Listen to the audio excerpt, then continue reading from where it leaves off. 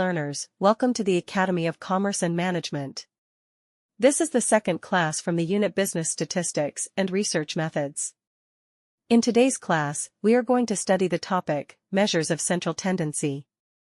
Before going into the class, I kindly request you to ensure that you have subscribed to our channel. So, dear learners, once again welcome to the Academy of Commerce and Management.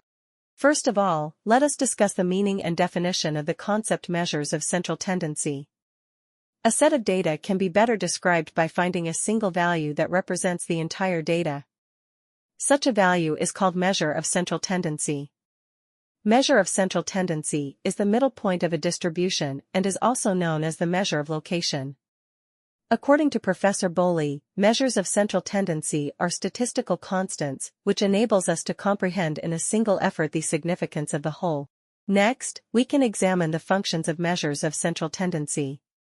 The first function is, the measures of central tendency provide a single summary figure. The second function is, it helps in reducing a large data into a single value. The third function is, the measures of central tendency helps in decision making. And, the last function is, the measures of central tendency facilitates comparison. Next, we are going to study the qualitative characteristics of measures of central tendency. First of all, a good measure of central tendency should be rigidly defined. Secondly, a good measure of central tendency should be easy to calculate. Third, qualitative feature of measure of central tendency is, it should be simple to understand. The next qualitative characteristic is that measure of central tendency should be based upon all observations. Fifth one is, the measure of central tendency should have sampling stability. Next one is, the measure of central tendency should be capable of further algebraic treatment. And, the last qualitative characteristic, that a good measure of central tendency should not be unduly affected by extreme values. Finally, let us see what are the different types of the measures of central tendency. Measures of central tendency can be broadly classified into three. Number 1, arithmetic mean.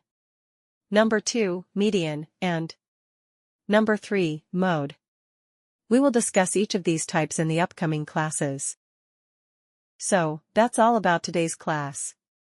In this class, we have covered the topics like meaning and definition, essential characteristics, advantages, the limitations and types of the measures of central tendency. So, we can see in the next class with the topic, arithmetic mean. Before going to wind up, I request you to kindly press the like button of this video. Also request you to share the video to your friends and colleagues. Once again, thanks for watching. Take care.